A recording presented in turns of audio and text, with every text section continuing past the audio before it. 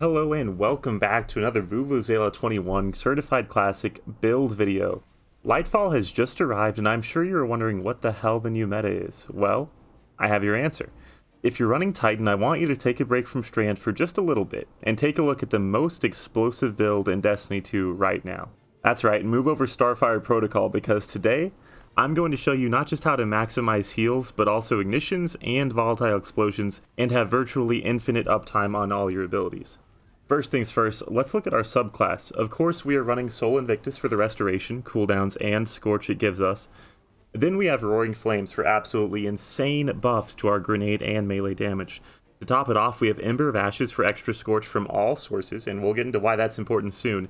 Ember of Char for spreading Scorch to other enemies when we ignite. Ember of Solace for longer duration on Radiant and Restoration effects, and then Ember of Torches for Radiant effect on powered melees. Of course, with that being said, we are running Throwing Hammer with Synthoceps for top tier damage in even GM Nightfalls. Now let's look at our artifact. Take whatever champ counters suit your needs, but for this build I encourage Overload SMG. Now these next artifact perks are what bring the build from a 10 to an 11 for me. Volatile Flow gives us volatile rounds on all void weapons on orb pickup. Authorized grenade and void mods are essential for some of the mods that we're going to be looking at. And then the cream of the crop, the trifecta of perks: Solar Surge for Fire Sprite armor charges, Flare Up for additional Scorch from Firebolt grenades, and free Fire Sprite generation. And this is why Ember of Ashes is so important, so that we can not only get the additional Scorch from Flare Up, but also add on to that with Ember of Ashes. And last but not least, Rain of Firebolts, which grants us an additional Firebolt grenade. So we'll have two extra Scorch generating grenades to just throw out at any given point.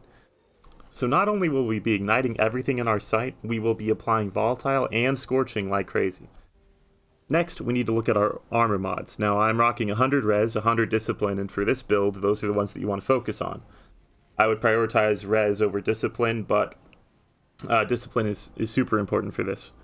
Aside from stats, you gotta run Void Weapon Surges to take full advantage of Volatile. I also recommend Impact Induction to help get your grenade back on all melee hits. There is a slight cooldown on Impact Induction, but it's still worth it. And the beautiful thing about Sunbreaker is that you do not need Siphon mods. Just run heavy-handed and make all the orbs you want with your infinite melee, and there is no cooldown on that.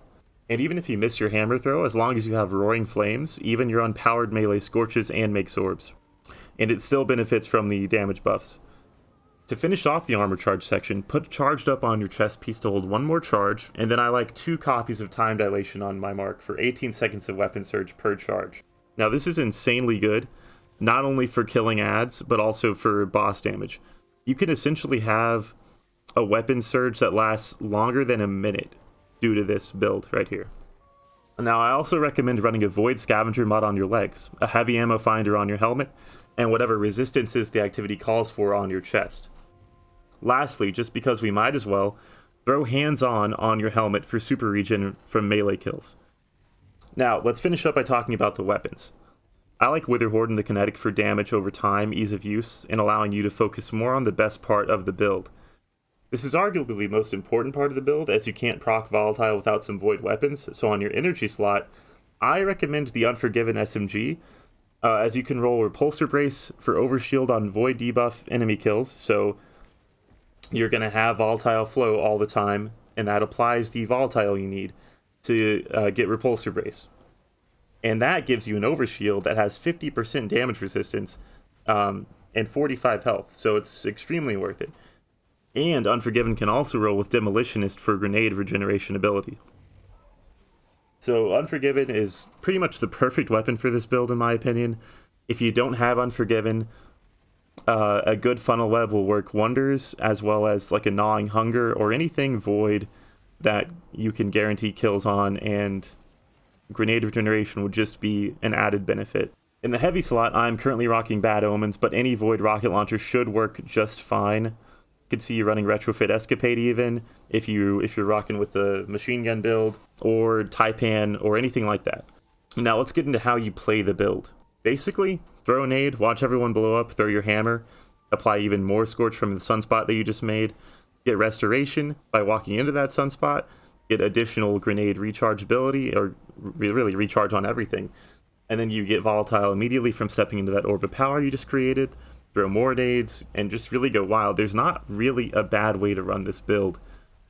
The build is doing a lot of the work here. Just trust in it to give you all the cooldowns back, and super when you need to. You're gonna have your super a lot of the time because of that hands-on mod that we threw on our helmet. But with all of this, you should just be an unkillable, explosive, volatile ignition creating machine. That's all from me. If you liked this, please subscribe and share the video with your fellow Guardians. I'll see you next time.